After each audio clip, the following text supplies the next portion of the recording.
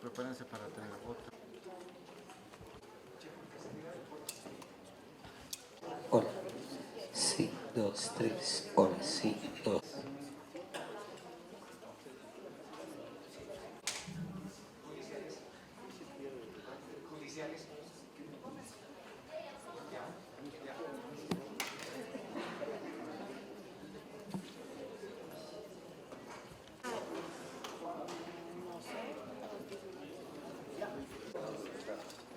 ¿Ya lo tiene? Ya. Sí, 2, 3.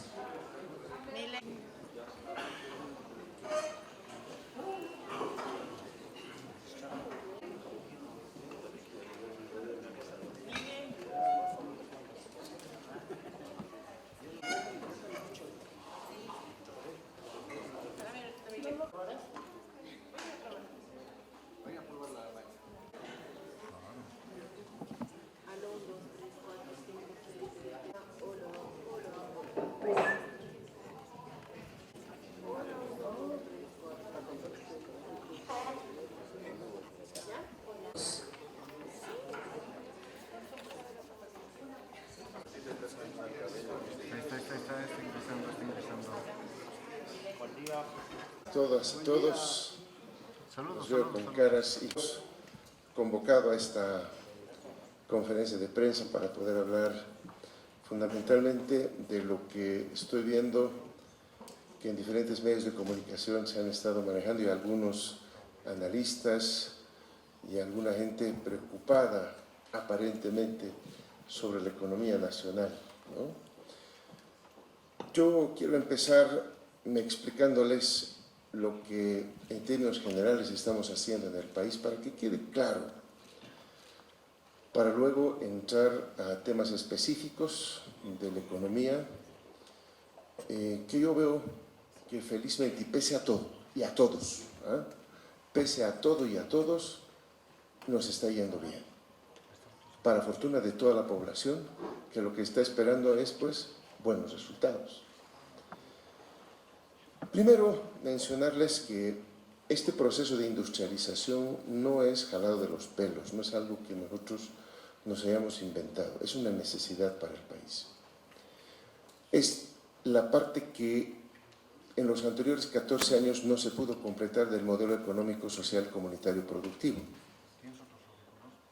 Porque nuestro modelo económico, social, comunitario, productivo, que felizmente está ya muy consolidado y creo que más afuera del país que en nuestro propio país, porque hay un libro que ha recorrido varias librerías de varias ciudades capitales las más importantes del mundo, que es el modelo económico boliviano, el exitoso modelo económico boliviano, publicado por el Fondo Cultura Económica, que en realidad es un trabajo que México publicó, el Fondo de Cultura, que refleja justamente lo que en Bolivia estábamos haciendo. Y hay que ser muy claros, nuestro modelo económico sigue siendo el mismo y sigue estando más vigente que nunca. Nuestro modelo económico es que a partir de nuestros recursos naturales generemos un proceso redistributivo en dos fases. Un proceso redistributivo del ingreso en la población, y a eso se llaman todos esos bonos y todas esas políticas sociales redistributivas, inclusive políticas fiscales redistributivas del ingreso, pero por otra parte también el modelo concebido en 2005 en las aulas universitarias de nuestra querida Universidad Mayor de San Andrés es un modelo que apunta hacia la industrialización, si no el modelo no está completo. Y lo que estamos haciendo nosotros en este caso es mantener las políticas sociales redistributivas del ingreso, establecer nuevas políticas redistributivas como ha sido el bono, el impuesto a las grandes fortunas, que genera una redistribución del ingreso, que genera de los recursos de los que tienen más dinero hacia el Estado, y el Estado genera obras para la gente que necesita, especialmente en un rubro que ustedes han visto, que me han visto inaugurando y poniendo piedras fundamentales, que es la salud, ¿no? Donde hemos acelerado muchos de los temas que han estado pendientes. Era una deuda que teníamos con la población en materia de salud, que lo hemos ido cumpliendo gradualmente gracias a este reflujo de recursos que vienen del impuesto a las grandes fortunas y otras medidas redistributivas que hemos hecho. En el afán, por lo tanto, y a ustedes se entenderán por qué cuando entramos al gobierno empezamos con el Sí Bolivia y otros programas, los fondos de garantía y otros elementos que apuntaban justamente a fortalecer el proceso industrializador, es justamente para completar y cerrar el modelo. ¿Por qué? ¿Por qué se tiene que cerrar el modelo? Porque el modelo es generación de ingresos, ¿no?, a través de la producción de materias primas, pues no puede quedarse ahí, porque lo hemos dicho siempre desde las aulas universitarias nosotros, que los recursos naturales para los bolivianos en algún momento de la historia van a concluir. ¿Y de qué vamos a vivir los bolivianos? Si se acaba el gas, si se acaban los minerales, ¿de qué vamos a vivir los bolivianos? Entonces hay que generar esa parte industrializadora para que se acelere la cantidad de ingresos que percibe la población, por un lado, y por otro, se consoliden sectores que generen empleos e ingresos para las personas. Y ahí apuntamos justamente a resolver algo que las estadísticas nos están dando la razón, que es el tema del desempleo. Yo voy a mostrarles enseguida toda esa información que está que veo que el Instituto Nacional de Estadística los publica, todo, pero parece que no se le quiere dar el peso específico que tiene esto, porque realmente eso a nosotros nos está dando la señal de que estamos yendo en el camino correcto. Y hay que entender también la situación en la que nosotros encontramos el gobierno allá en noviembre del año 2020. Resulta pues que el año 2020 nosotros sencillamente hemos encontrado un Estado altamente endeudado y curiosamente no hemos visto ningún titular en los medios de comunicación haciendo alusión a ese elevado endeudamiento del año 2020, que les voy a mostrar también enseguida, y que más bien nosotros hemos ido corrigiendo. Nosotros más bien hemos ido disminuyendo en proporción al Producto Interno Bruto, que es el indicador correcto de hacer el análisis para mostrar al mundo entero y a nuestro país que el endeudamiento en realidad está cayendo en relación al Producto Interno Bruto. También encontramos, y eso hay que decirlo con claridad, un déficit descomunal en el sector público, que tampoco he visto que en ese momento los medios de comunicación hayan relevado, hayan mostrado que estemos en 2 dígitos de déficit fiscal el año 2020 y que hoy también lo hemos disminuido a niveles de 1 dígito. Tampoco se dice eso, ¿no? Entonces yo creo que hay una suerte de tendencia por querer demostrar que estaríamos ingresando a una especie de crisis económica generada desde la opinión pública, pero no generada desde la realidad económica por los indicadores que voy a mostrar en este momento. Yo creo que es un tema muy importante y nosotros vamos a empezar, por supuesto, mostrándoles este material, lo vamos a colgar en las redes para que todos puedan utilizarlo. El crecimiento del Producto Interno Bruto, que ustedes lo han escuchado de nuestros ministros, que aquí está. Somos definitivamente la 3ª mejor economía de la región. No estoy hablando de la Argentina, que tiene una recesión, ni de Chile, ni Uruguay, ni Perú, que ya están con cifras negativas en sus economías desde bastante tiempo atrás, y eso tiene mucho que ver la forma en que se encara la pospandemia. Tiene mucho que ver con lo que se encara, la forma en que se encara la pandemia y la pospandemia.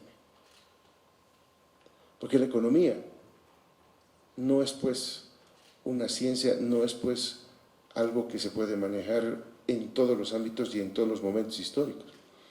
Hubo, ¿no? Y negar que nosotros encontramos en plena pandemia al país es negar las políticas económicas que tenían que generarse y que tenían que formularse para enfrentar una pandemia específicamente en las características que tiene nuestro país, como así ha ocurrido en los diferentes países. A algunos les ha ido mejor que a otros y aquí ustedes lo pueden ver. Aquí nosotros, miren, la economía paraguaya 5,36 de crecimiento, Brasil 3,70 y nosotros estamos con 2,21. Que nuestra perspectiva, que hasta fin de año nosotros estemos mucho más alto que eso todavía, ¿no? Entonces, quiere decir, este es el mejor indicador. Cuando un país está en crisis, están las cifras en rojo. Este es un país en crisis.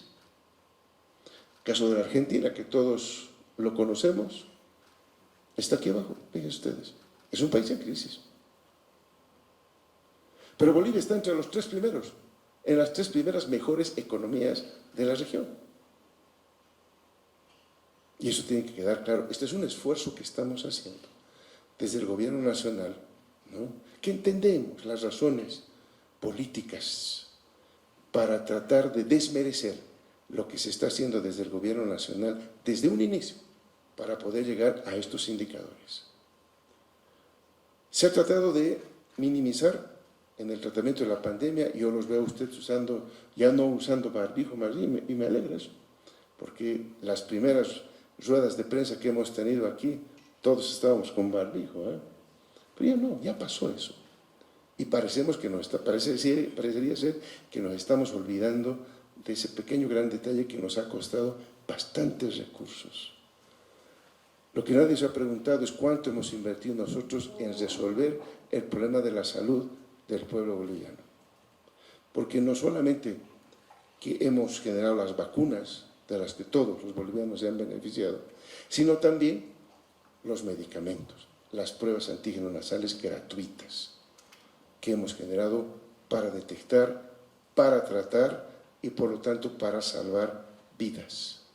Y eso ustedes ya lo conocen en diferentes informes, lo hemos dicho. Ese es un tema que para nosotros ya está resuelto, pero lo que se olvidan de decir, cuánto ha costado esa política social que nosotros hemos hecho de resolver el tema de la pandemia. Y aún con eso, con ese gasto que hemos tenido importantísimo para resolver el tema de la pandemia, hemos hecho los esfuerzos para fortalecer el aparato productivo en esta etapa de industrialización que está viviendo ya el país, y aquí están los resultados muy claramente, ¿no? También lo hemos dicho y lo ratificamos, estamos decepcionando a los organismos internacionales. Los organismos internacionales nos decían en enero que íbamos a crecer al 2,7, nos bajaron a 1,4 en el mes de junio y para octubre nos decían que vamos a crecer al 1,3. Y esa noticia sí se refleja en varios medios de comunicación, pero lo que no se refleja es que ya, como estoy mostrando, al mes de octubre ya tenemos 2,2 de crecimiento económico en el país. Quiere decir que estamos decepcionando la tendencia negativa de los organismos internacionales. Estas son cifras del Banco Mundial, me parece que es esto. Banco Mundial. Esto es del Banco Mundial. Solamente para poner un ejemplo. Lo dijimos a principios de este año, recordarán ustedes. Vamos a decepcionar una vez más, decíamos, a los organismos internacionales. Y aquí está la prueba.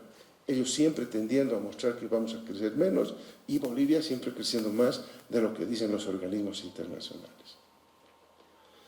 También quiero mostrarles yo este gráfico que muestra la tasa de desocupación, el desempleo en nuestro país. Miren ustedes cómo estábamos. Viene el tema de la pandemia, sube a cerca del 11% de desempleo el país. Y miren ustedes cómo estamos y hemos ido bajando paulatinamente hasta estar en esta gestión al 3,6% de desempleo. Estos son los números evidentes, claros, precisos, que son los que los comentan los organismos internacionales, porque hay informes de la CEPAL, para quienes tengan curiosidad, porque hemos sido nombrados en varios informes de la CEPAL como el país que ha bajado con mayor rapidez el desempleo luego de la pospandemia. ¿Y eso qué quiere decir? Que las medidas de política económica que se han aplicado en el gobierno nacional durante la pandemia y en la pospandemia han tenido los resultados esperados. ¿Qué es lo que más preocupa a la población siempre? Es el tema del empleo. Y aquí está la prueba de que hemos entendido perfectamente hacia dónde tenemos que apuntar y aquí están los resultados. Pero aún, por supuesto, no estamos conformes con este 3,6%. Hay que seguir reduciendo y en eso estamos empeñados desde el Gobierno Nacional. Pero ya esta disminución que ustedes ven acá es lo fundamental para poder entender nuevamente otro factor para contrarrestar todos esos argumentos de que estaríamos, repito, siempre hablo en condicional, ¿no? Estaríamos llegando a una crisis económica. Estos son indicadores que hablan precisamente de lo contrario. No estamos mal, no estamos mal. Podemos estar mejor sin duda alguna y en eso estamos trabajando, como ustedes pueden ver. Cuando nos comparamos esa tasa de desempleo que ustedes acaban de ver con respecto a la región, estamos así. Somos el país con la menor tasa de desempleo en la región. Está muy claro eso. Entonces, ¿de qué crisis podemos hablar? Si somos la menor tasa de desempleo. O tener menor desempleo es crisis. Quizá haya nuevos aportes en la economía, quizás, pero para nosotros, que estamos ya varios años manejando estos temas, por supuesto que tener una menor tasa de desempleo es un signo de que la economía está bien. Porque cuando vemos economías amigas como Colombia 9,7, Chile 8,9, Brasil 7,8, Uruguay 7,5, ¿no? Vemos tasas realmente elevadas de desempleo que antes no veíamos en la región. Y eso se explica por muchos factores, entre ellos justamente las medidas que se emprenden para enfrentar la pospandemia. Y aquí están uno de los resultados también positivos de que la economía debería estar en otra situación. Un otro factor fundamental es el tema de la inflación. El gobierno nacional está haciendo enormes esfuerzos por controlar la inflación. En el mundo hoy tenemos tasas de inflación elevadas, hay una presión inflacionaria mundial. Hay países, y en la región no es la excepción, hay importación, o más bien inflación importada, porque los precios a nivel internacional están subiendo de todo y eso se traduce, se internaliza en la economía nacional y en la economía de las regiones como un incremento de los precios. Ahí podemos ver varios países que están atravesando procesos inflacionarios. No voy a hablar de la Argentina, que es un caso absolutamente conocido, pero aquí nosotros vemos que nuestro país, este es un dato que también está publicado, este es un dato del Instituto Nacional de Estadística, donde nos muestra, miren ustedes, que la inflación acumulada al mes de noviembre de este año es de 1,48%. Somos una de las economías con más baja inflación, lo vamos a mostrar ahorita, pero varios meses más bien hemos tenido caídas de precios en febrero, en marzo, en septiembre, en octubre y en el mes de noviembre tenemos en realidad deflación, caída. Y evidentemente esto es muy positivo en función de todo lo que está pasando en la economía nacional. Voy a dar, por ejemplo, algunos ejemplos de los productos que, porque no todo, esto es un promedio, como ustedes saben, hay productos que suben, hay productos que bajan. Por ejemplo, en estos últimos meses ha caído la carne de pollo en 5,59%, ha caído la cebolla en 7,54%, ha caído los quesos en 3,47%, ha caído el plátano en 2,06%, en fin, hay productos que caen, como también, evidentemente, Yo muestro siempre las dos caras. Hay productos que caen, pero hay productos que suben también, es cierto. Y aquí tenemos quienes han subido. La zanahoria ha subido en 17%, la papa en 7,36%, la haba verde ha subido casi en 19,92%.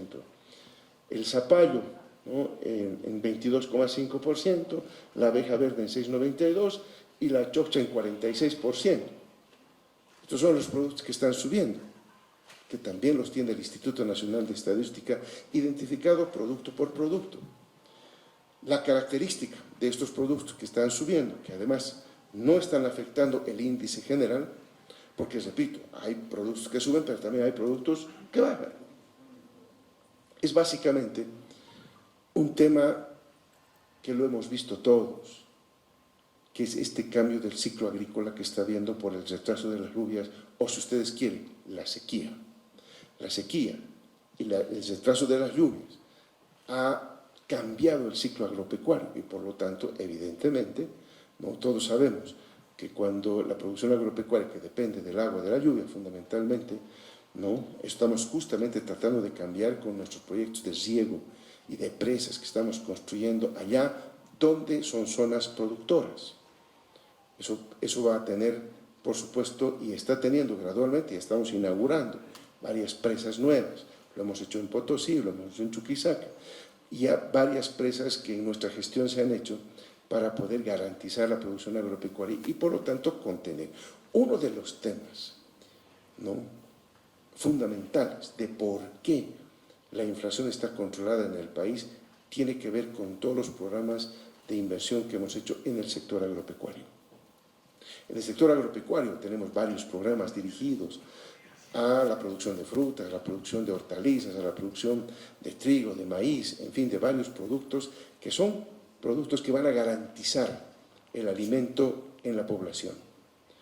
Y esto es lo que ha generado la caída de precios que ustedes pueden ver, ¿no? Pese a todos los intentos de subida que ha habido presiones para subir los precios, pero se contiene a través de una mayor producción fomentada, financiada a través del Gobierno Nacional con los diferentes programas que tiene el Ministerio de Desarrollo Rural y Tierras.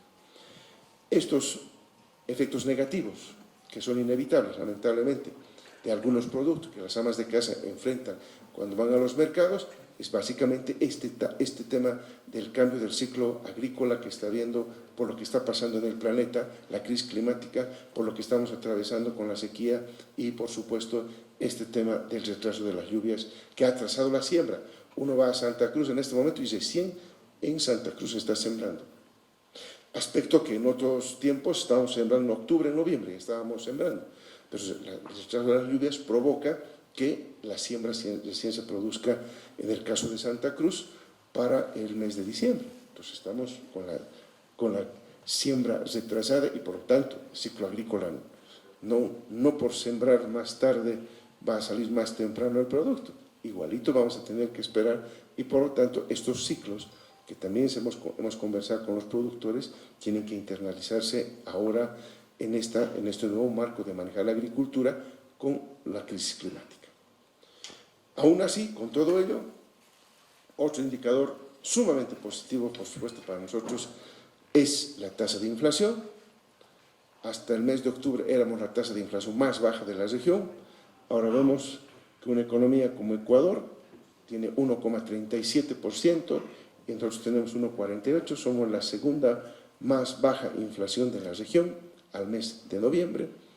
Recordemos que el Ecuador es una economía dolarizada, no es una economía que maneja su moneda propia, y eso tiene mucho que ver también en que lo que haya generado este dato de la inflación, pero aún así es un buen reto para continuar con políticas económicas que vayan reduciendo y que vayan controlando aún más los precios en nuestro país, y ahí están, ustedes pueden ver que somos la economía, una de las economías, la segunda mejor economía en materia de estabilidad. ¿Y de qué sirve la estabilidad? Yo creo que hay que entender, ¿no?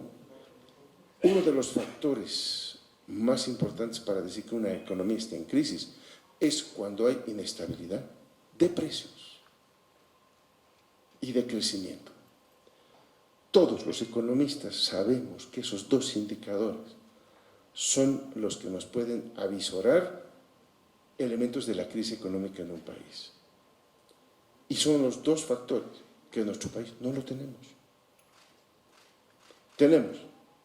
Somos, como ustedes han visto, la tercera economía con mejor crecimiento en la región y somos la segunda mejor economía en manejo de estabilidad de precios. Eso es fundamental. Eso es fundamental. Lo demás es querer posicionar temas en la cabeza de la población que, por suerte, cuando yo voy a las diferentes regiones, a los 4 puntos cardinales del país, yo hablo directamente con la población.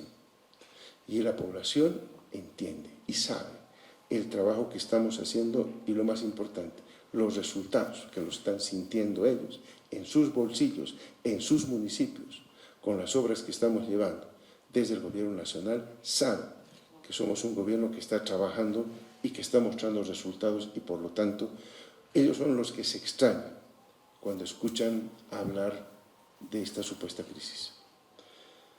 También un tema que nos debe llamar la atención, hemos visto a algunos analistas ahí hablar de que estamos súper endeudados. Entendemos el léxico que manejan nuestros asambleístas en la Asamblea Legislativa Plurinacional, porque claramente tiene un tinto político. Cada vez que yo escucho a un diputado, un senador, no puedo escuchar pues a un técnico, a un economista, alguien que esté entendido en la materia. Y aquellos que supuestamente tienen el título de economista y que sigan hablando de que estamos súper endeudados, ¿no? Yo voy a mostrarles aquí un gráfico que es bastante elocuente. Yo les decía en un principio, miren, el año 2020 teníamos una relación de deuda externa PIB, esta es la evolución de la relación deuda externa con respecto al Producto Interno Bruto desde el año 2011, que ha ido subiendo. Y miren cómo se dispara, ¿qué año es este? 2020. ¿Alguien dijo algo el 2020? Nadie dijo nada. A nosotros nos parecía 33%, todavía está por debajo de los parámetros internacionales para decir que un país está sobreendeudado, pero por supuesto que nosotros no estábamos contentos con las cifras que nosotros encontramos en la gestión 2020 en nuestro país. Y lo que hicimos fue esto, disminuir la relación de la deuda externa con respecto al Producto Interno Bruto. Todo lo contrario de lo que se viene diciendo y se lo que quiere posicionar en la cabeza de las bolivianas y los bolivianos. Aquí están los números, aquí están los datos. Invitamos a todos esos opinadores y analistas a que verifiquen esos datos. No tenemos ningún problema. Son públicos los datos. Y aquí están que de 33 hemos bajado a 29% el endeudamiento, ¿no? Y la idea, por supuesto, es a continuar esta tendencia en la medida en la que nosotros, ¿qué hacemos? Miren ustedes, ¿cuáles son los dos elementos fundamentales de este ratio, que es el indicador que toman todos los países, los organismos internacionales, para prestarle a un país? Este es el indicador que los revisan. ¿Por qué? Porque esto es como el ingreso, como cuando ustedes van a un banco. ¿Qué les pregunta el banco? ¿Cuánto de ingreso tiene? ¿Cuántos son sus gastos? Para poder ver la capacidad de pago que tiene usted frente a esa entidad financiera. Es lo mismo en los organismos internacionales. Los organismos internacionales observan en nuestro país qué es lo que puede hacer este país, cómo me va a pagar la deuda si yo le presto a este país. Y uno de los indicadores es este, pues, es el que más observa. Y nosotros lo hemos bajado fundamentalmente empujando lo más difícil, el crecimiento económico. En economía, todos sabemos que los ajustes pueden venir o por el lado de los precios o por el lado del cuánto, de la cantidad, de la producción. Es muy fácil ajustar la economía por los precios. Es lo que plantea siempre el Fondo Monetario Internacional. Son las recetas del viejo fondo, es el neoliberalismo en acción. Cuando se plantea el ajuste de una economía por el lado de los precios, que es muy fácil. El ajuste de los precios es muy fácil, pero tiene unas enormes consecuencias para la gente. Es lo que nunca va a decir quienes proponen ajustar la economía por el lado de los precios. Lo más difícil siempre es, en la economía, ajustar por el lado de la producción, por el lado de la cantidad, por el lado del quantum. Y lo que nosotros estamos haciendo para mejorar las cifras del déficit del sector público, las cifras de la deuda externa, las cifras generales de toda la economía, es corregir estructuralmente la producción en la economía nacional. Por eso está la industrialización, que es un cambio estructural en la economía nacional. Por eso está todas las inversiones que estamos haciendo apuntando ¿a dónde? Hacia el sector agropecuario, que también es un cambio fundamental. Si ustedes miran cuánto se invertía en el pasado en el sector agropecuario y cuánto estamos invirtiendo hoy en el sector agropecuario, van a darse cuenta que esas magnitudes son importantes en todos los programas y los productores lo viven porque están recibiendo ahí todos los programas para mejorar la producción agropecuaria, que repito, es uno de los elementos que explica por qué tenemos baja inflación. Porque queremos sustituir importaciones. Cuando los ingresos se van incrementando en un país, hay lo que nosotros los economistas llamamos la curva de Engel, vale decir, va subiendo los ingresos de las personas y el patrón de consumo va cambiando.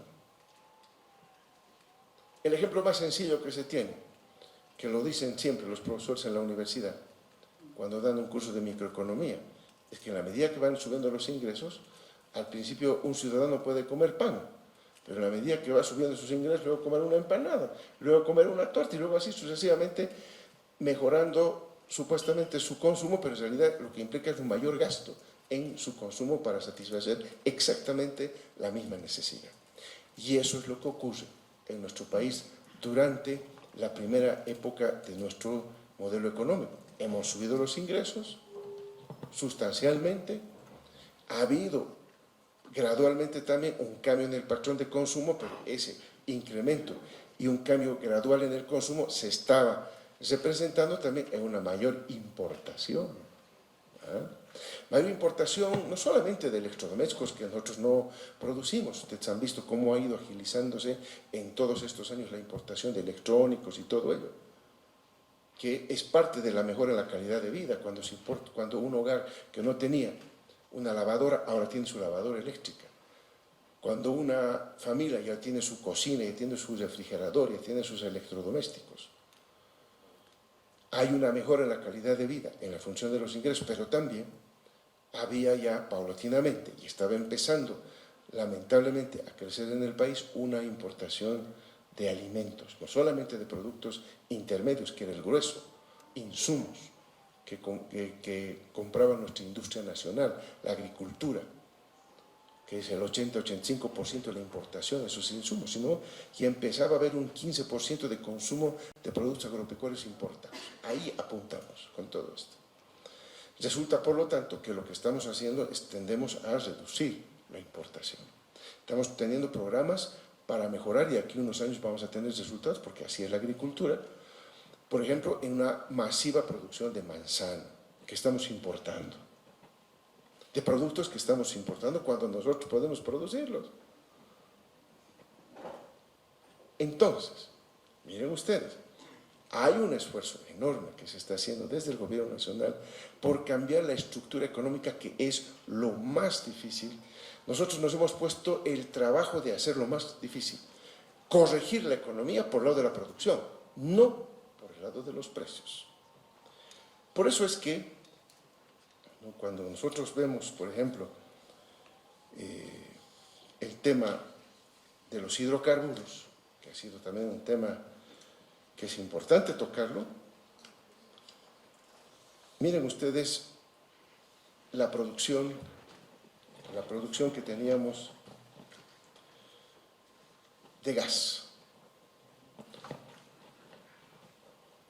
Desde el 2014 tenemos esta tendencia decreciente.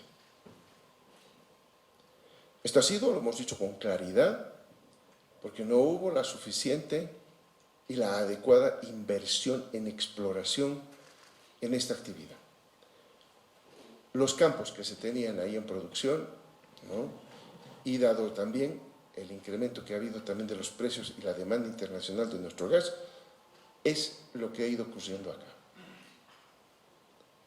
En menor medida también esto se debe a todos los planes de gas domiciliario, en fin, todo lo que se ha favorecido al pueblo boliviano, pero en gran parte a la exportación que se dio y que no se repuso en las reservas de gas, que por supuesto nosotros tenemos ya planes de exploración, ustedes me han visto inaugurando algunos pozos ya de exploración y otros ya de explotación de petróleo y gas en nuestro país, ¿no? Que nosotros hemos inmediatamente en el gobierno hemos puesto en la práctica un plan que ya lo ha explicado en detalle el presidente de Yacimientos Petrolíferos Fiscales Bolivianos. Esta caída es fundamental para explicar muchas cosas en la economía nacional.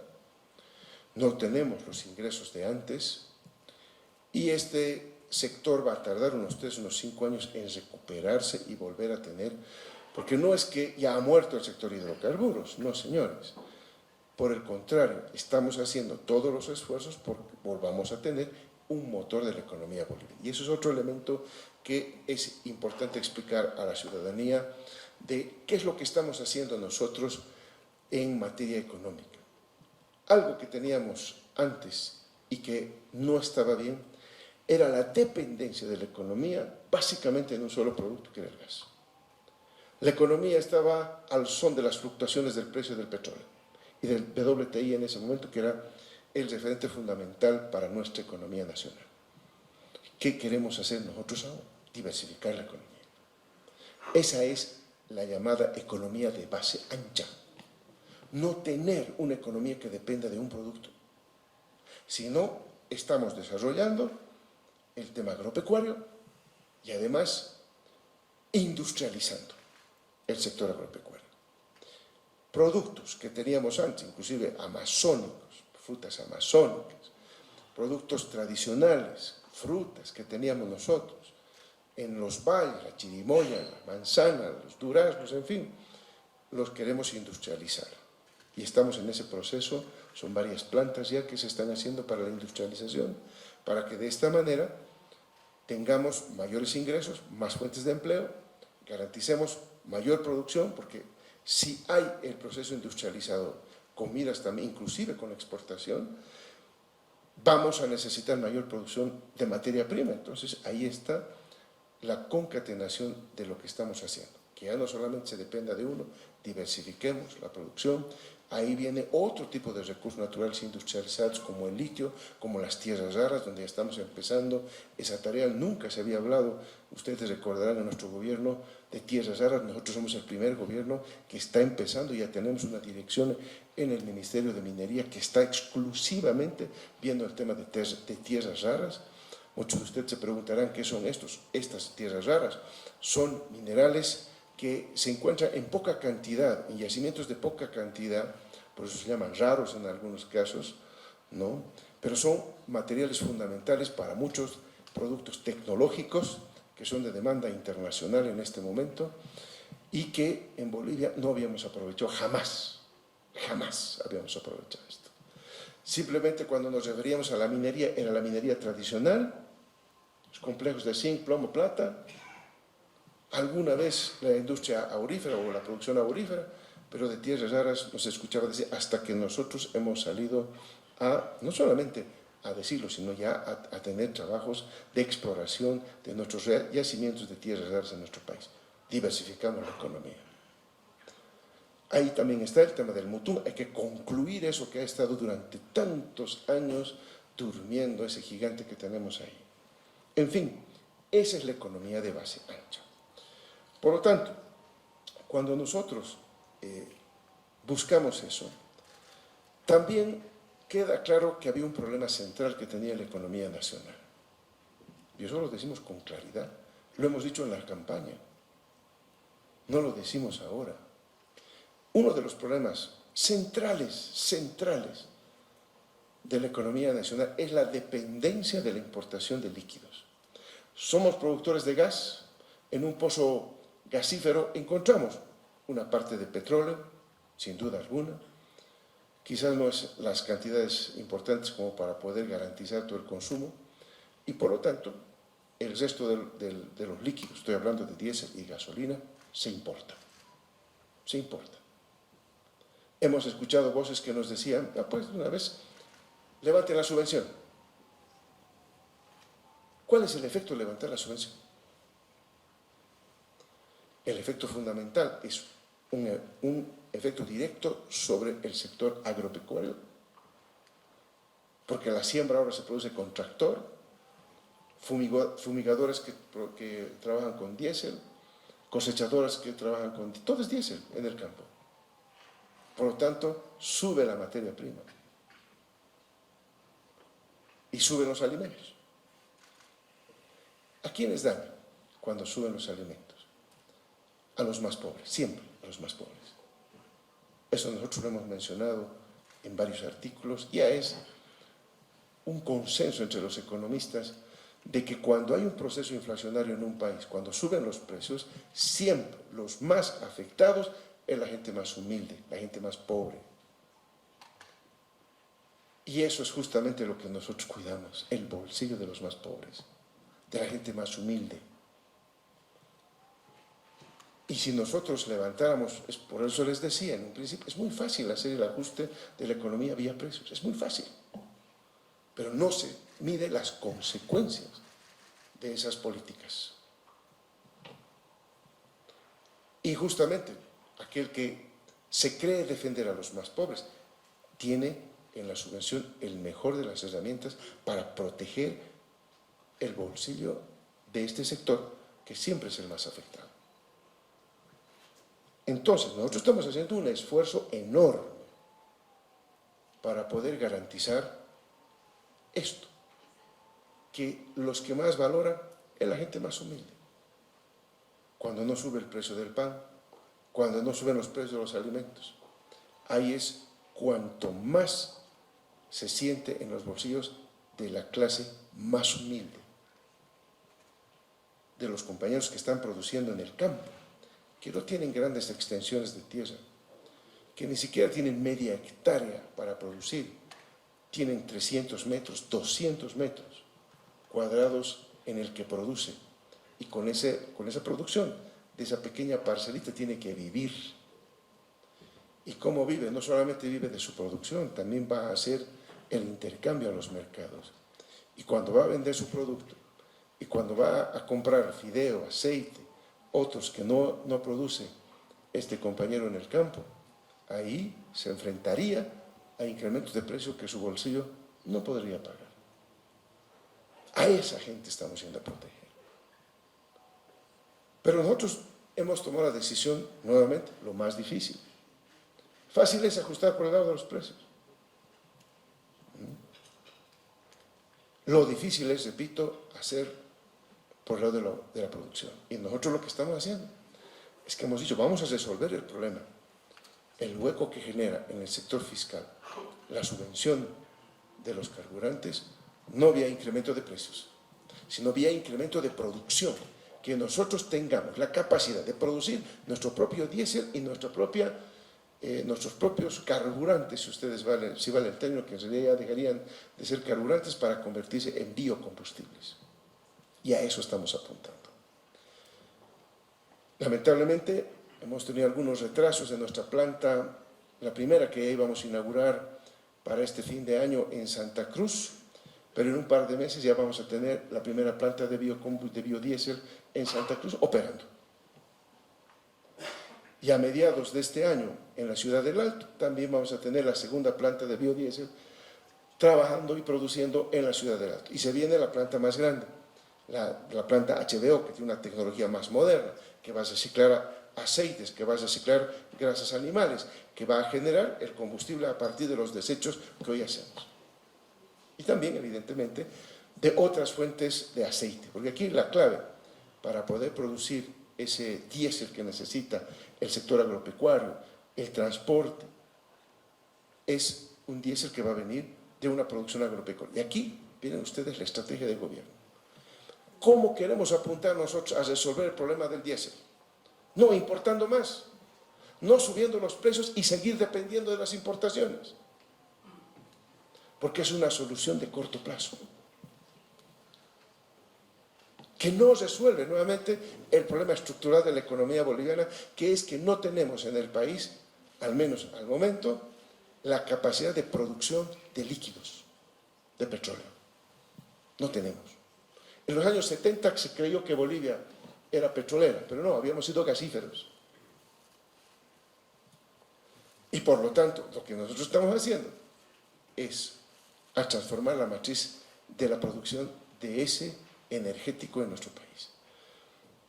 Ya se está generando producción de macororó, de yatropa, de palma aceitera a través del Ministerio de Desarrollo Rural y Tierras.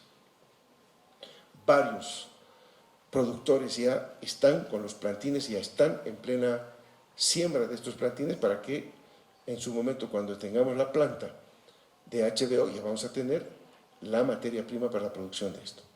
¿Y qué es lo bueno de esto? Primero, miren ustedes, es que aquí hay que armar estructuralmente el problema. En el Chaco chuquisaqueño, tarijeño y parte del Chaco cruceño, prácticamente desierta, ¿verdad?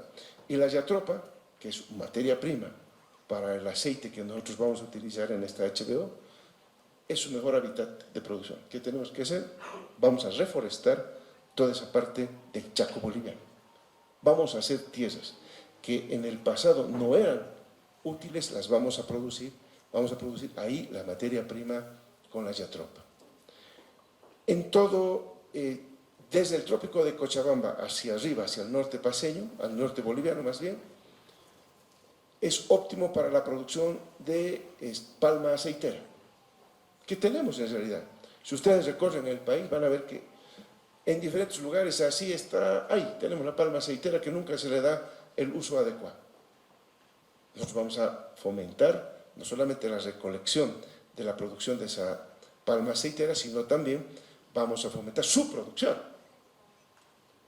Lo propio del macororó, ya, por ejemplo, hemos visto un buen experimento, exitoso experimento en Villamontes, de la producción del macororó, ya se está produciendo. Es más, tengo yo allá el aceite que han producido del macororó, que estamos produciendo artesanalmente y se lo está haciendo en Villamontes. Todo eso, por lo tanto, apunta a que Bolivia deje de depender de la importación del diésel, para que nosotros produzcamos nuestro propio diésel. No es que nosotros queremos incurrir otra vez en el error de depender, de depender. Se habla de dependencia porque es una dependencia, pero muy grande la que tiene nuestro país de los hidrocarburos en este momento importados. El diésel, la gasolina en nuestro país son importados. Y bueno, miren ustedes, pese a todo esto y pese a los precios que estamos atravesando un incremento muy fuerte de los precios internacionales, como ustedes saben, que se están manteniendo producto de la guerra Rusia-Ucrania, es uno de los efectos que se agudiza cuando se anuncia la guerra Palestina-Israel, ¿no? Esa masacre que hay ahí, entonces se agudizan los problemas y el petróleo es muy sensible a eso. Pese a que en los últimos días hemos visto una pequeña tendencia a disminuir, pero lo cierto es que se mantiene todavía en niveles bastante altos. Aún así, el gobierno nacional está haciendo el esfuerzo, porque tenemos que aguantar esto hasta que empiecen a producir nuestras plantas de diésel, de biodiesel, que ya va a ocurrir a principios del próximo año, decía, los primeros meses, en Santa Cruz, luego vendrá la de la Ciudad del Alto, y luego vendrá la más grande, y poco a poco el país va a ir resolviendo su problema de dependencia de importación en función de estas plantas, que es lo estratégico que se está haciendo. ¿Es lo más difícil? Por supuesto que sí, pero es el camino correcto. Y desde el gobierno nacional siempre vamos a ir por el camino correcto. No hemos venido a gobernar para simplemente resolver y paliar los efectos. Hemos venido a gobernar para solucionar estructuralmente los problemas de la economía nacional. Por eso el plan de industrialización, por eso todo esto que les estoy explicando, que tiene mucho que ver para que de aquí a un tiempo se esté generando, ¿no?, toda esta lógica de tratar de posicionar que estamos mal. Todo lo contrario. estamos trabajando arduamente para garantizar la vida de las bolivianas y los bolivianos, no ahora, no en el corto plazo, no con un ajuste de precios que va a tener su efecto negativo entre los más pobres, fundamentalmente, sino estamos yendo a resolver los problemas para que mañana tengamos el piso y tengamos justamente la espalda para entrar a un proceso industrializador garantizado y que nos dé sostenibilidad en el tiempo con empleo digno para las bolivianas y los bolivianos. Eso es lo que estamos haciendo. Pero es importante mencionar, lo he dicho en alguna ocasión también,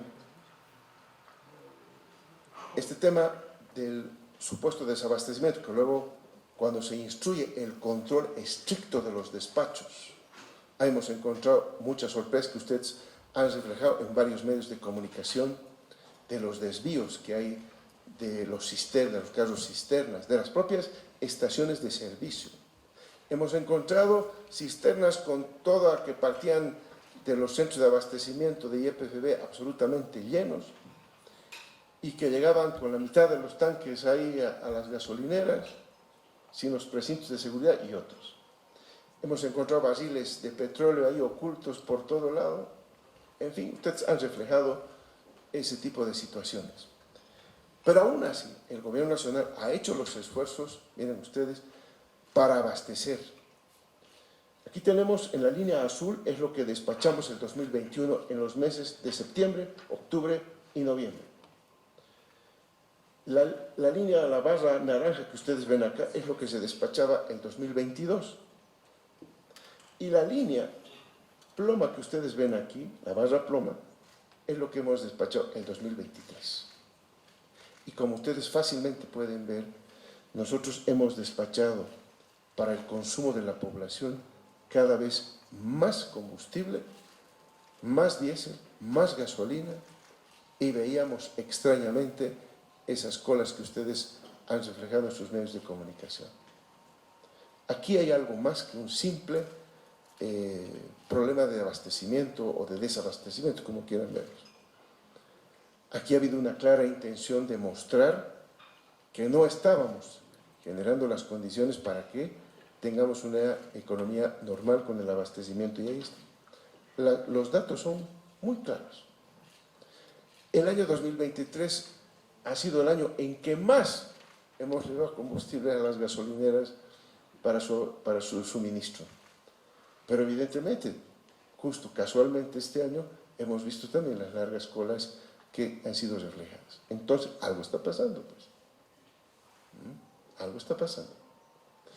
Y eso es importante que ustedes se den cuenta para informar adecuadamente a la población. Los números lo tiene YPFB, por supuesto.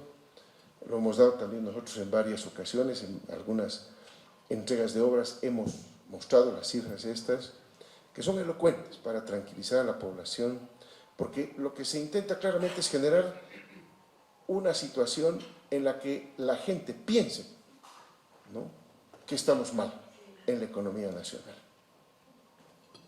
Pero eso yo les estoy demostrando con todos estos datos acá que no es verdad eso, que la verdad hemos estado invirtiendo bastante en garantizar no solamente el abastecimiento de combustibles, que haya alimento en el país. Muy importante, parece desapercibido, pero en otros países hoy mismo no tienen los alimentos. Miren usted, hace un tiempo atrás usted se reflejaba, se lo estaban llevando los huevos de Bolivia al Perú. ¿Eh? ¿O no era así? Y eso ocurre, pues. Eso ocurre cuando aquí tenemos producción, cuando aquí hemos hecho las medidas correctas para fomentar la producción agropecuaria en nuestro país y garantizar el alimento, y hay problemas en otros países, aquí viene el tema de la importación de estos países de nuestros productos, y se los llevan. Y ese producto agropecuario nuestro es un producto que tiene subvención del diésel, es un producto que tiene que viene de los programas que hemos venido formulando en el Ministerio de Desarrollo Rural y Tierras, que beneficia y que genera mayor producción en la economía nacional. Es nuestro trabajo, es nuestro ahorro, es nuestro esfuerzo como bolivianos. Que algunos quieren aprovecharse y se lo llevan, ¿no es cierto?, afuera. Esa es nuestra producción. Por eso hay que endurecer. Y hemos pedido justamente a las instancias correspondientes que endurezcamos el control ahí, porque nosotros estamos bien, pero se lo quieren llevar todo ya. Y por el otro lado, en el sur del país tenemos ese fenómeno contrario. Allá están mal, aquí estamos bien. ¿Qué ocurre? ¿A quién van a vender? A los que están bien, a los que tienen capacidad de compra.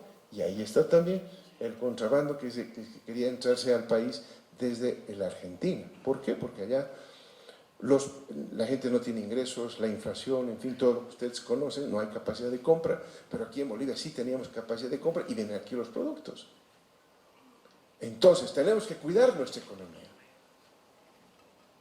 Y no se cuida la economía con declaraciones alarmantes, no se cuida la economía con falsas acusaciones, no se cuida la economía tratando de engañar al pueblo boliviano. Pero, felizmente, como les digo, nosotros estamos muy confiados en el gobierno nacional de esa madurez de nuestro pueblo boliviano. Ellos saben lo que estamos haciendo. Ellos sienten lo que estamos haciendo. Y por eso nosotros estamos más tranquilos, pero creo que es importante que a través de ustedes pueda informarse a toda la población el esfuerzo que hacemos desde el gobierno nacional para que la economía marche pese a todo, pese a todo. Pese a un contexto internacional muy complicado, ¿no? Y se puede complicar más todavía. Las medidas de la República Argentina, yo les digo, hay que parar las orejas.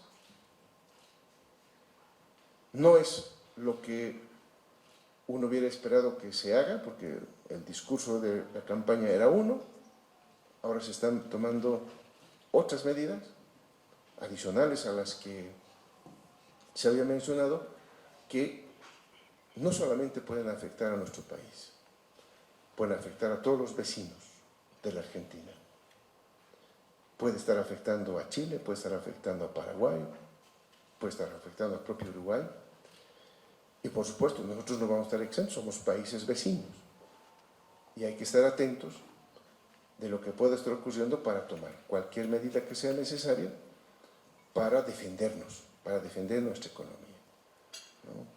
El gobierno nacional y la población tienen que estar absolutamente clara y convencida de que el gobierno nacional va a tomar todas las medidas que sean necesarias para defender y cuidar lo que estamos haciendo, esta estabilidad de precios, para cuidar que la economía siga creciendo, para cuidar que la boliviana y el boliviano tenga un empleo y tenga cada vez más ingresos familiares para mejorar la calidad de vida de todos. Yo quedo acá. Si hay alguna pregunta, por supuesto, más que contento de hacerlo. Gracias. Muy bien, vamos a ir con las consultas. Empezaremos con el periodista David Pizarro de ANF. Por favor, vamos a ir con todas las preguntas y luego las respuestas. Gracias, presidente, por la oportunidad. Bueno, tengo una consulta en el tema del gas, presidente. Usted este año ha revelado que desde el 2014 había una reducción alarmante del gas. Cuando era ministro de Economía, ¿por qué no dijo eso? ¿Por qué no alertó a la población para ¿es posible quitar la subvención a los cooperativistas mineros, por favor? Vamos con... Adelante. Gracias, presidente.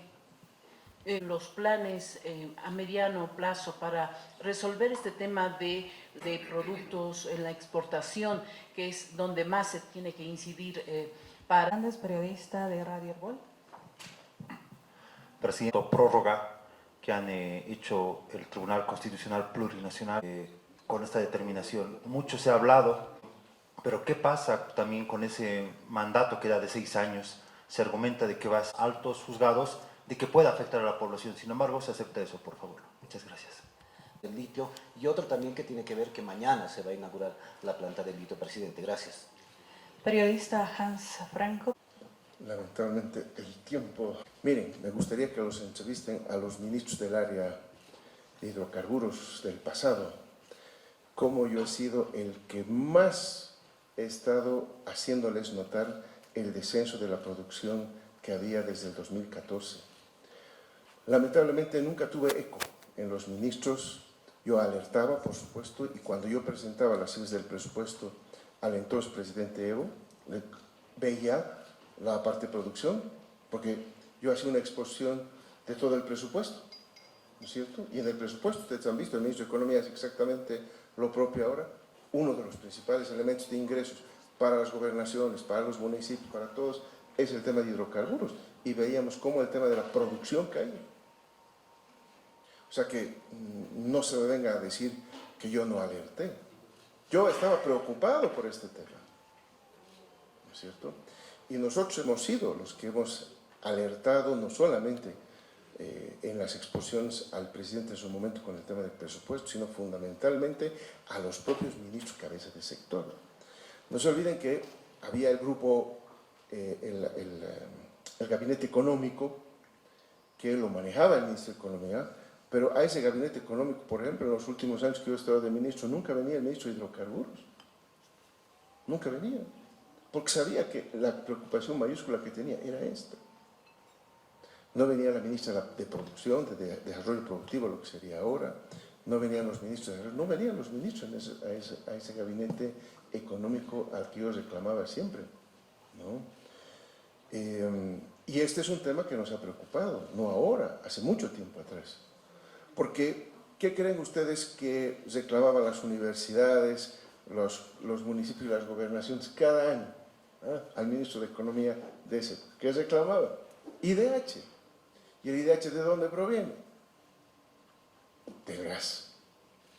Entonces, yo creo que es un despropósito si está pensando que yo no alerté. Más bien, yo he sido la persona que más me preocupó por la economía y ahora me toca seguir preocupándome desde este nuevo lugar de trabajo por la economía nacional. Entonces, eso debe quedar absolutamente claro. Si están los informes, los reports y todo eso, ¿no es cierto?, que se hacían. Es más, ¿saben quién se preocupaba de ir a cobrar a la Argentina y al Brasil? Bueno, el Brasil siempre pagó puntualmente, eso hay que reconocer de ese país. Pero siempre que faltaban recursos, como ahora, por ejemplo, que no tenemos una deuda que no nos pagan en Argentina, y es muy importante esa deuda, por el gas. ¿Quién creen que iba a cobrar en todo tiempo y lugar? Aspecto que no debería ser yo, debería ser en ese momento yacimientos, que debería ser el ministro de Hidrocarburos, ¿no?, que se preocupe por el pago del gas. Era el ministro de Economía de esa época. Yo me iba a pelear, si ustedes quieren, para que nos paguen la deuda que nos tenían con el tema del gas. Así que decir que yo no me preocupaba por ese tema no es correcto. Hablaba usted de la subvención a los cooperativistas mineros. En las cooperativas mineras es un sector que produce. Hay una minería legal y hay una minería ilegal. ¿Qué hemos hecho ahora? Y eso es uno de los elementos que también a nosotros nos ha inclinado a pensar de que algo está pasando ahí. Cuando resolvimos hacer un control más estricto en la provisión de hidrocarburos, de diésel y gasolina a la población, controlando quién compra, por supuesto, toda la minería ilegal no tenía 1 mililitro de diésel y gasolina. Solo dábamos diésel y gasolina a la actividad legal. Y ahí ha surgido un problema, pues, ¿no? El tema de los desvíos puso en evidencia ese factor. Entonces, evidentemente, es un tema que hay que mirarlo con mucha calma, porque hay muchos sectores que están haciendo ese desvío hacia la actividad ilegal, y lo que se ha evidenciado es que si nosotros tenemos el control estricto del suministro de hidrocarburos, vamos a también, de alguna manera, controlar esa actividad ilegal. ¿Me dejo entender? Entonces, no es simplemente tomar una medida, porque ¿por qué quitamos la subvención a los cooperativistas? ¿Por qué no quitamos la subvención al sector agropecuario? ¿Por qué no quitamos la subvención a los transportistas? Yo creo que la selectividad ahí debería tener otro contenido que no sea un sector donde quizás a uno no se lleva bien, sino tiene que ver con aspectos más económicos, más estratégicos. Sobre la pregunta de los planes para la falta de dólares, lo hemos dicho aquí en una conferencia, este es un proceso que por una falta circunstancial, momentánea, temporal, de liquidez, es que se ha generado esto. Pero yo veo, siempre estamos mirando estos temas en la economía nacional, y yo creo que hay buenas noticias. ¿Por qué hay buenas noticias? Porque cuando mediáticamente este tema llega a su máximo nivel, los bancos aprovechan para también elevar sus costos, elevar sus primas, sus comisiones, ¿no? Y también en el mercado cambiario se nota, hay un incremento en el precio del dólar. Pero ¿qué ha ido ocurriendo algo todo este tiempo? Ese tipo de cambio ha ido cayendo. Lo que está demostrando claramente que gradualmente se está volviendo a la norma. Esto es un tema temporal, ¿no? Eso es un tema temporal. Lo hemos dicho, por eso es que, y también lo dijimos, va a ser gradual, no va a ser de la noche a la mañana. Este tema lo dijimos cuando estaba en su momento más álgido este tema, y hoy vemos que lo que habíamos dicho se está cumpliendo, ¿no?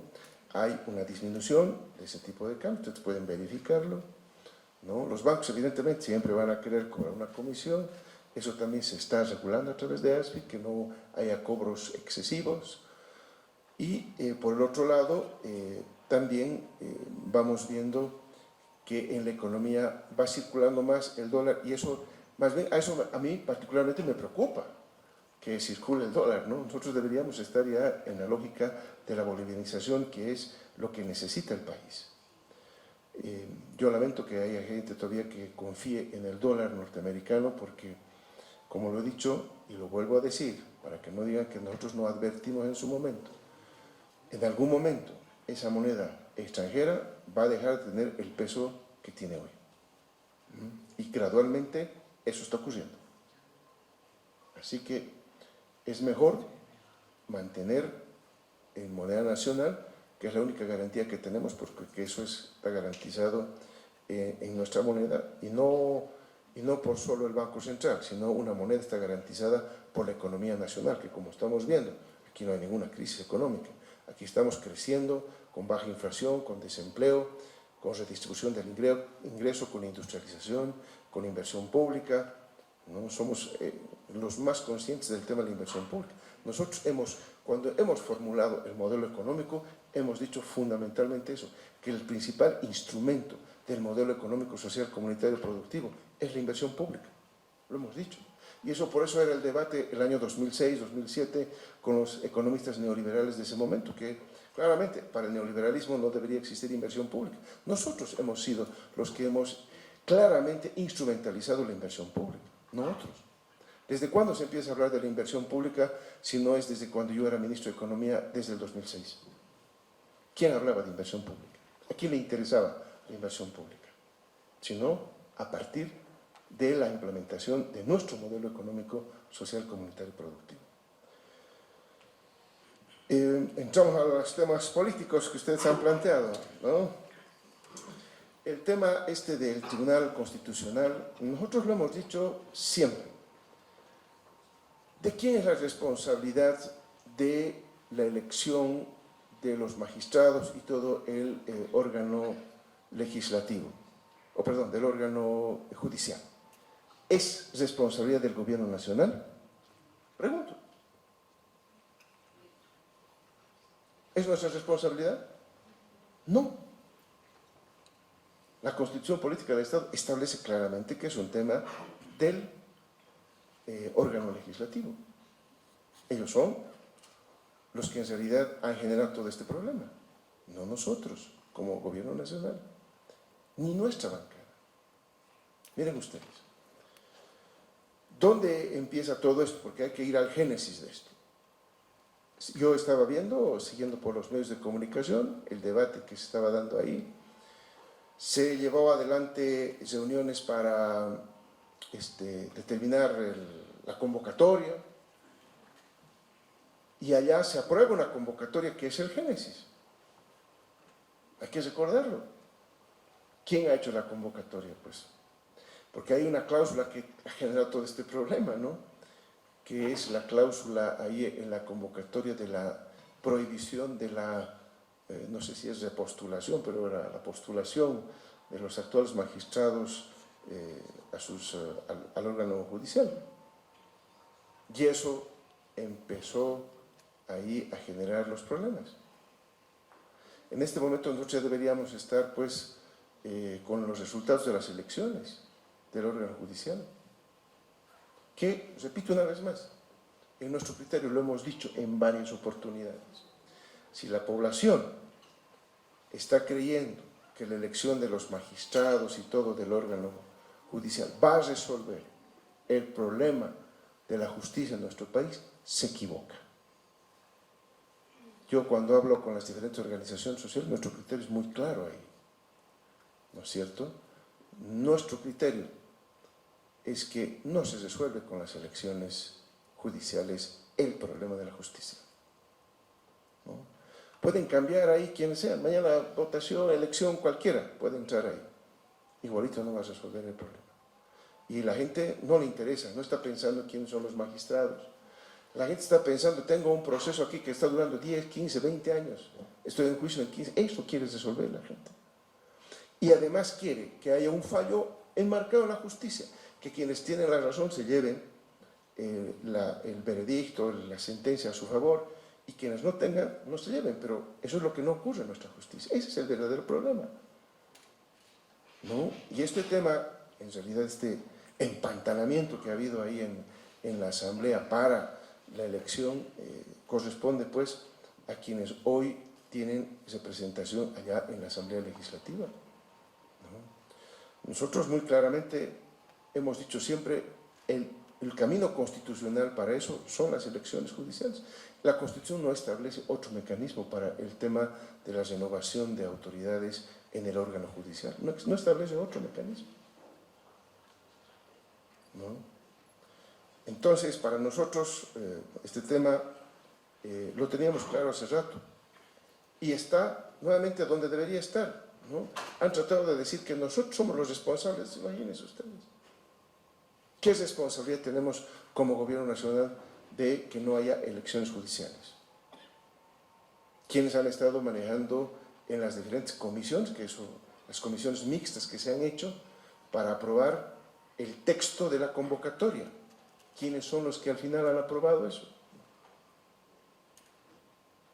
¿Dónde estaba ese tema de la piedra en el zapato que generó todo este tema, que era la imposibilidad de que se puedan repostular los magistrados actuales en sus diferentes tribunales?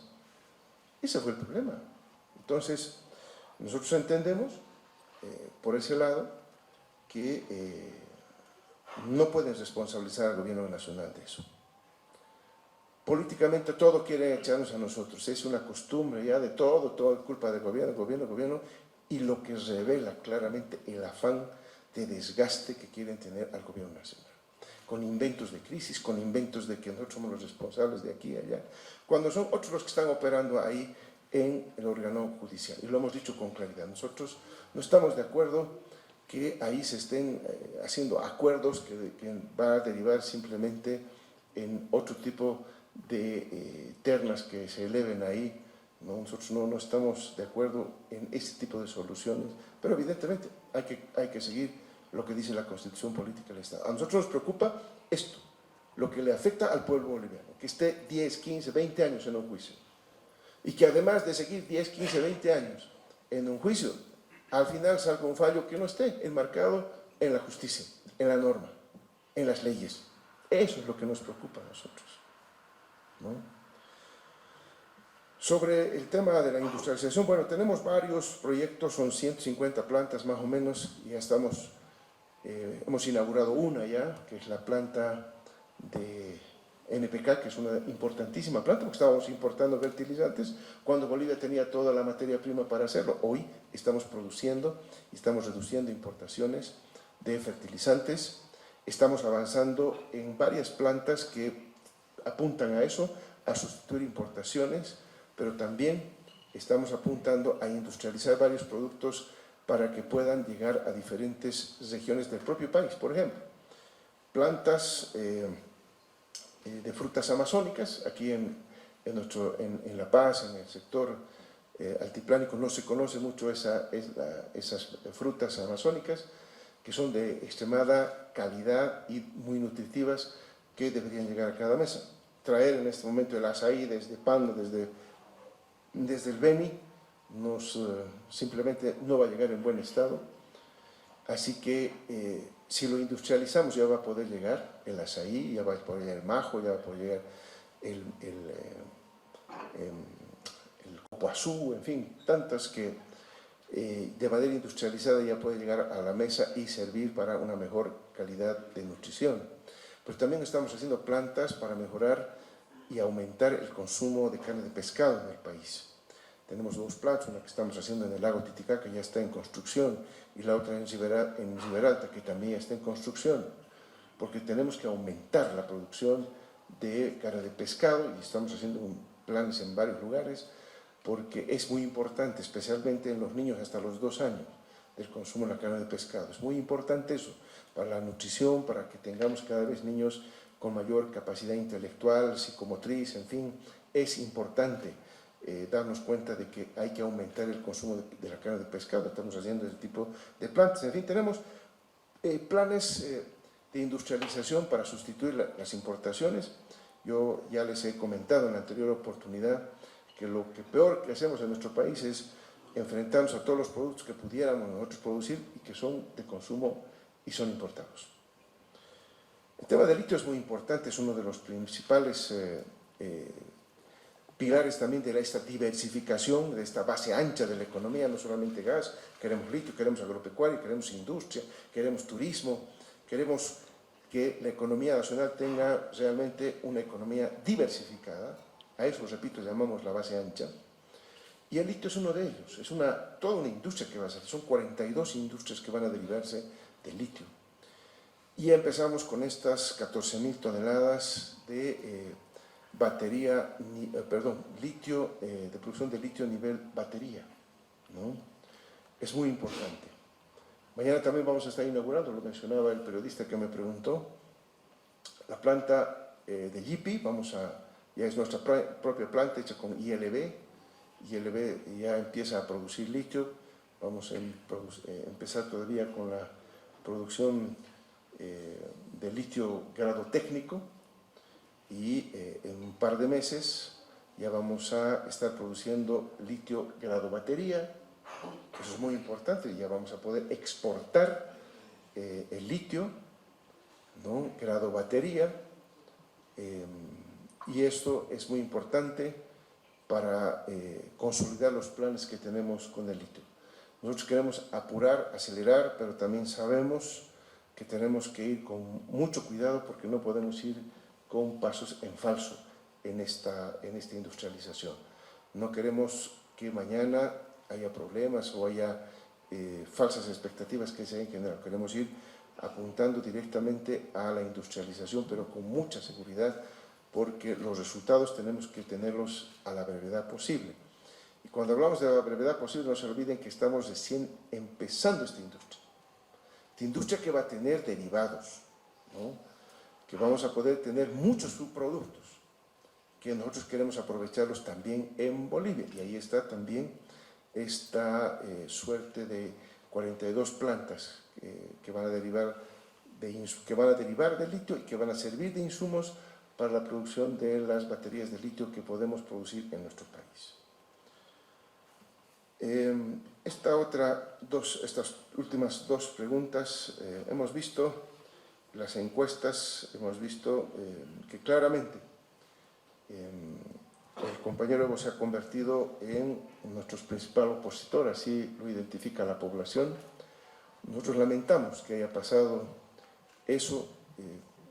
Nosotros tenemos evidentemente diferencias con el compañero Evo, pero básicamente la principal diferencia es el que se respete a las organizaciones sociales.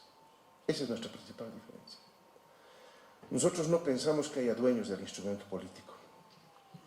Nosotros pensamos que hay un dueño del instrumento político que son las organizaciones sociales fundadoras. Y son ellos los que tienen que decidir. Y, lamentablemente, se los ha dejado al margen. Se los ha excluido de la gestión de su propio instrumento político. Lo dije aquí alguna vez, es como que uno está construyendo su propia casa con mucho esfuerzo, pared por pared, poniendo las puertas, las ventanas de su casa, y viene alguien y lo saca de su casa y entra a vivir. Eso es lo que está pasando.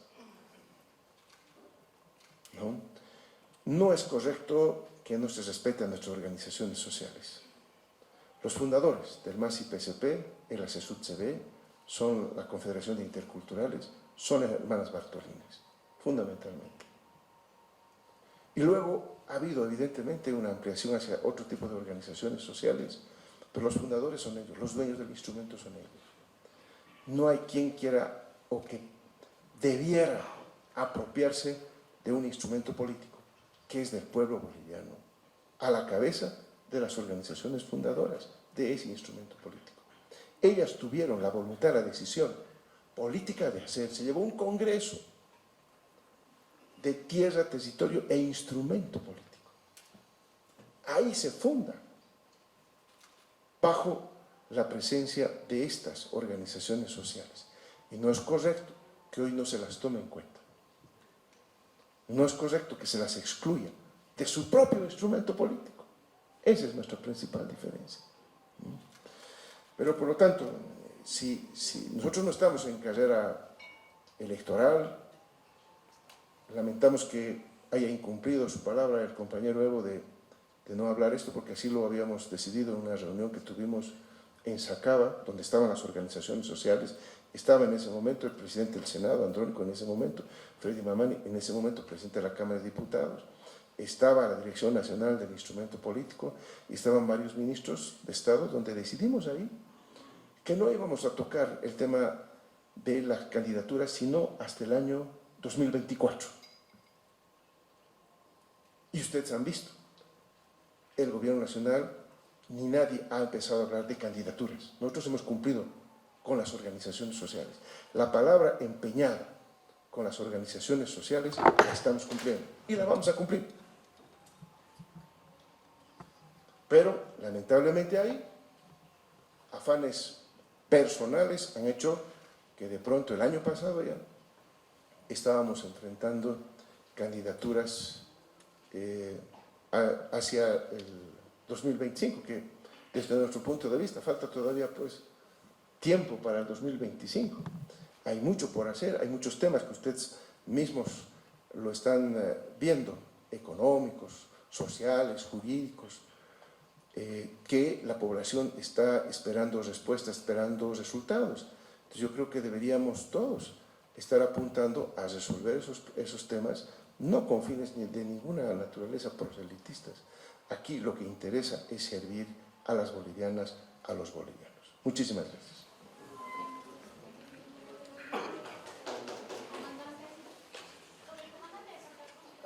Perdón. Sí, bueno. Hemos visto, no me olvidaba, ese tema del comandante de Santa Cruz. Yo lo que he visto del comandante, que es un buen policía, muy profesional, muy respetuoso.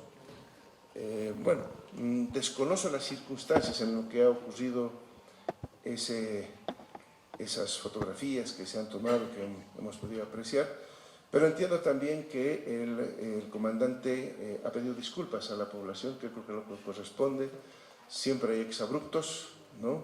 Lamentamos la conducta de él, pero entendemos también que su altura profesional ha hecho que se capacite, que reflexione y que pida disculpas a todos quienes han estado en presencia de ese momento y han pasado esos duros momentos. Nada más podemos decir al respecto. Muchas gracias. Gracias.